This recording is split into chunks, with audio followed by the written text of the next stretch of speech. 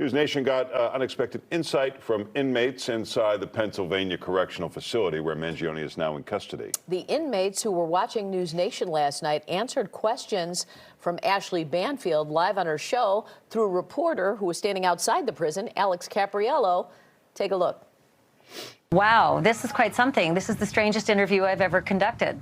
I have another question for the guys behind you, okay? Can I pop it out there? Hey, guys, don't yell until I finish the question. Go ahead. So the question is about Luigi Mangione. He's fighting extradition, so he's going to be in that jail presumably for a little bit longer, but eventually he's going to end up going to Rikers. I don't know how many guys behind you in the walls there have been to Rikers, but it's a bit of a hellhole. So the question I have for the guys, if you could just yell stay or go, do you think that Luigi should just, you know, waive extradition and get on with the process and go to Rikers, or should he stay in that prison, Huntington, with the rest of you guys there in Pennsylvania? So it's either stay or go. Just yell that out. And again, we have a little bit of a delay.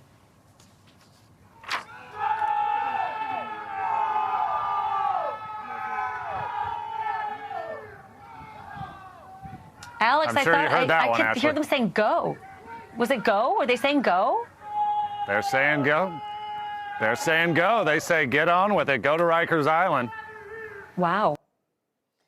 That's News Nation's Alex Capriello, and he joins us live this morning. Alex, explain to people what was going on. How did that had to be the weirdest thing that's ever happened to you as a reporter.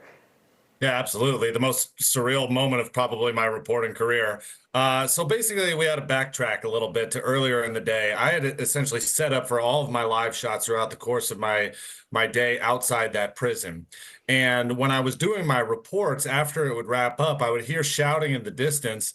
And it was far away. It was garbled. I wasn't sure if it was just normal prison yelling and shouting until one live shot where they go, "Great job, Alex."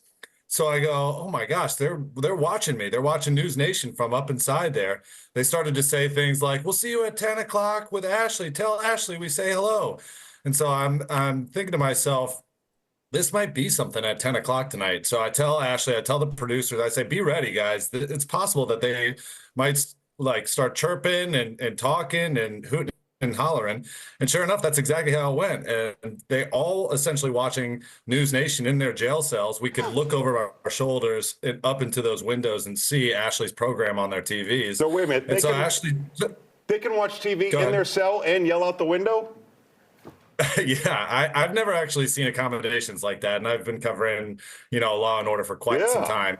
They had TV privileges after 10 o'clock at night, and they had their windows open. They were allowed to have their windows open, so much so that they were all shouting during this live shot and answering Ashley's questions in real time. I was essentially a inmate translator for Ashley if she didn't hear anything or couldn't make out what they were saying. But it was one of the most surreal experiences of my career. So, Alex, you've been covering this story since the beginning. It seems like there's a new development every day. First, did you get any insight from the prisoners about Luigi Mangione who's staying there? And what else have you learned? Well, we got some insight from the Department of Corrections. We also got some insight from these inmates. And I want to sort of caveat and take everything the inmates say with a grain of salt, because I think that they're mostly in jest when they yelling out the windows. They're saying things like, "Luigi's watching News Nation," or, "Luigi says hello," when we know from the Department of Corrections that Luigi's in a single cell. He's completely separated from the rest of these inmates. And so I think they're just having some fun trying to sort of add a spark to their day.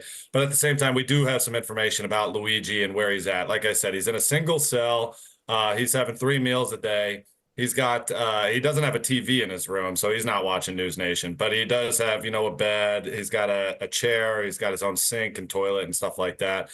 This is going to be his home until the transportation or extradition process plays out, where he has to get sent to New York to face those murder charges. So as of right now, we are watching this legal process play out here in Pennsylvania. Alex, considering how prominent his family is, it's surprising we haven't heard from them. Have you had any interaction with them? I know that you've been reporting on this story since the beginning. Right, yeah. The family's keeping a tight lid as of this moment. I mean, they're probably going through their own legal process and plans. I should say that the defense attorney for Luigi was retained. He's not a public defender who has been appointed to him. So that speaks to me that probably, the family's involved at least in that way. Aside from that, everything that we're getting in terms of personal contacts or, former classmates or friends, Right. people who lived with him in Hawaii or who worked with him in California at a spell. So that's how we're basically able to piece together, at least at the personal level, who Luigi was without speaking to family who've asked for privacy. Well, Alex, we appreciate you joining us this morning. Thanks so much for having me. Thanks, Appreciate it. Alex. 6:30.